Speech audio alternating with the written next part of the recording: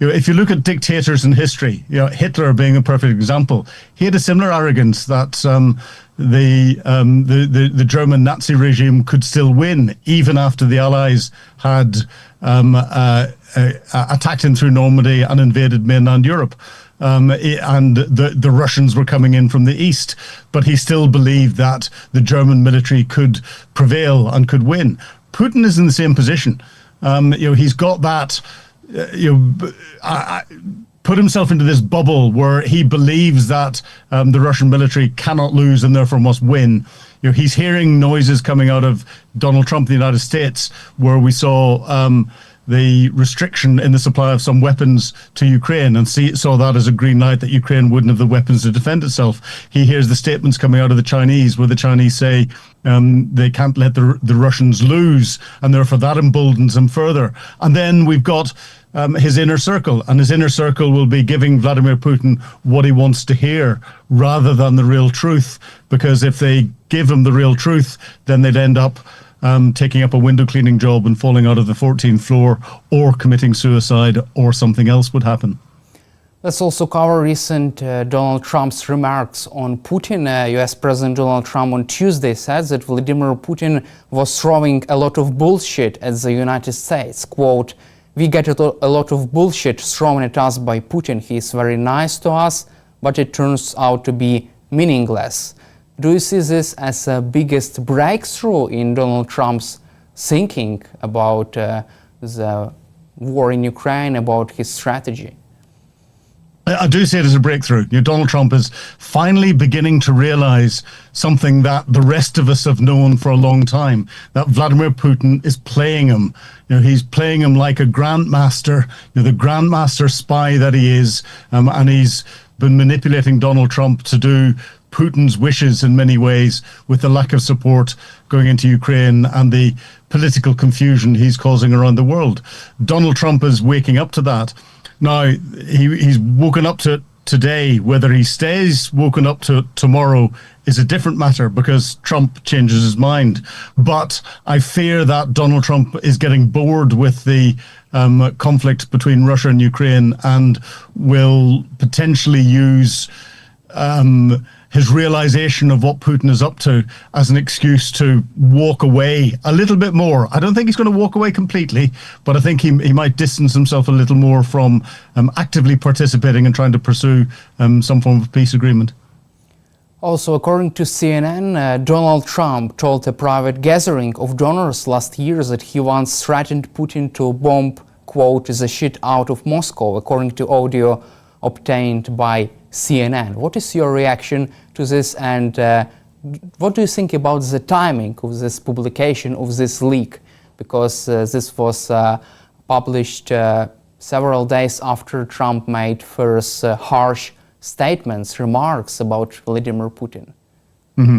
Well, I think the timing by CNN was opportunistic. They've had it for a while, and they took the opportunity after what Trump had said to improve the number of clicks that they would get. We call it clickbait on their story, and it's a very relevant story, and it will continue to push the momentum. Of course, Donald Trump refers to CNN as fake news, so it won't have affected him that much. But it's the messaging is important. Whether Vladimir Putin is sitting and listening to it or not, I don't know, because there's nothing really coming out of Moscow to suggest that he is beginning to realize that Donald Trump isn't there for him in the way that he's been there for him beforehand. And if I were Vladimir Putin and reading everything properly, I'd be very worried at the moment. Donald Trump saying that he would bomb the shit out of Moscow, he shoots from the hip. He uses language that's deliberately inflammatory in many of the things that he does. And interestingly, we're seeing him using increasingly undiplomatic language, even to the mainstream media, as he said whenever he was talking about Iran and Israel, and the potential for the ceasefire that was between them breaking down. He swore on camera, which is very unlike Donald Trump and very unlike any global leader. Also, US President Donald Trump told NBC on Thursday that he struck a deal with NATO for the US to send weapons to Ukraine throughout the alliance, and that NATO will pay for those weapons 100%. What is your assessment of this big another deal made by Trump and NATO allies? I think Trump will like the fact that it's a deal. Is it unusual? No, it's not unusual. If we go back to the Second World War and we look at the weapons that the United States supplied to the UK and to other allies during the Second World War, it was on a Lend-Lease deal. It took us right up into the middle or late in the 20th century before we had finished paying off that. So, the United States is known for asking for what it's supplying to be paid for. And of course, we had all the controversy around Donald Trump complaining about what Joe Biden had been giving to Ukraine for free and had put a ridiculous sum of money against it. It was nowhere near that worth of weapons and ammunition that the United States had supplied. But everything to Donald Trump has got a dollar sign in front of it. So from an international community perspective, NATO countries who can afford it offering to pay for US weapons to supply to Ukraine, I think is a good solution for keeping the status quo and keeping the United States on side. Also, yes, President Trump said on Monday that he plans to send additional defense weapons to Ukraine. President Trump used this phrase, this word, defense weapons, but according to Axios, also not only defensive, but also offensive weapons could be supplied to Ukraine as a part of this big deal between the US and NATO. What are the chances that the US would finally authorize supply not only of defensive, but also offensive weapons as a part of this deal? Well, I think the best form of defense is offense. And therefore, I think Donald Trump is using his words. The reality is the weapons that have always been supplied will continue to be supplied. An armored vehicle is a defensive weapon. It is defending troops on the front line from getting killed by enemy artillery. If that armored vehicle just happens to have a turret on it and a gun and a tow anti-tank weapon, it can be used for offensive purposes as well. But Donald Trump could justify it as defensive.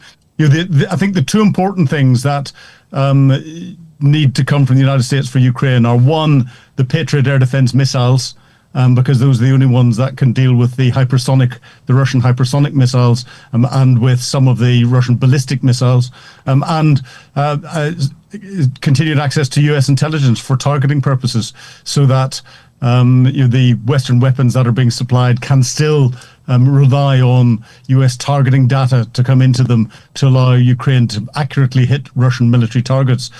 The rest of it, I think, when it comes to ammunition and artillery shells, US defense industrial base is important, but I think the European defense industrial base is stepping up fast enough to be able to start to fill that void relatively soon. And if America can be kept on side and keep supplying those weapons for another year to 18 months, then Europe will be able to pick up the slack if America decides to withdraw further.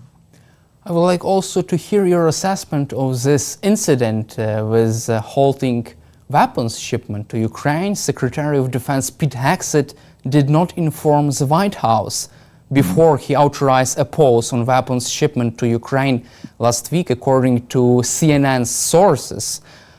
Do you really believe that Pete Hegseth was acting on his own when he was pausing these shipments of weapons to Ukraine?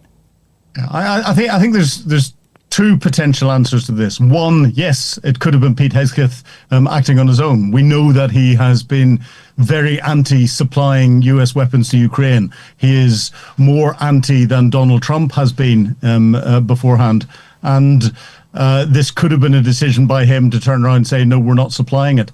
However, I think a more likely scenario is that, as the latest supply has been entered into the US supply chain computer systems, something is flagged up to say our national stocks are getting too low. You need to make sure that we've ordered more things before they come in. And that red flag, someone at a more junior level will have said, oh, we can't send this stuff until we know that we're getting new deliveries in, and therefore we'll have put a halt on it without clearing it through those that would then clear it through the White House and everything else. So it could have been Pete Hegseth. trying to overstep his authority and not inform the White House, but it's more likely to be a lower level individual who's responding to something where the computer said no. As soon as the White House became aware of it, I think Donald Trump was embarrassed, and he has made statements that suggest he has reversed that decision, and that the continued flow of weapons is ongoing, and therefore it allowed Russia to exploit the confusion in the information domain, but I don't think it's going to have a massive impact on what Ukraine needs to defend itself. That's coming from the United States at the moment. Don't you think that another reason for this development could be the lack of national security officials in the White House due to the fact that the US doesn't have its own national security advisor right now and properly working National Security Council? It could be. I think there's a lack of coordination of activity in the White House. You've got Donald Trump, who is making all of the decisions. Those in his cabinet get invited in to just rubber stamp Donald Trump's decisions. But then we've got the likes of Hegseth in the U.S. Department of Defense, who he's an interesting character. He's not someone who has got the experience to run such a large department. He doesn't understand how politics works and therefore could have naively made this decision without clearing it. I don't think there is any real coordination across government in the United States in a way that would make decision-making that we would expect in a country of that level to be as coherent as we would hope it would be. And that's why there has been confusion, and I think in the future there will be confusion. Now, Vladimir Putin loves that because he will play into it and try and create as many opportunities to create as much confusion in the future as possible. Unfortunately, the rest of us, and in particular Ukraine, suffer when that confusion happens because we don't know whether Ukraine is going to get what it needs to defend itself or not. And that is something that I think we're just going to have to realize and put up with and try and mitigate in other ways for the whole of the time that Donald Trump is president.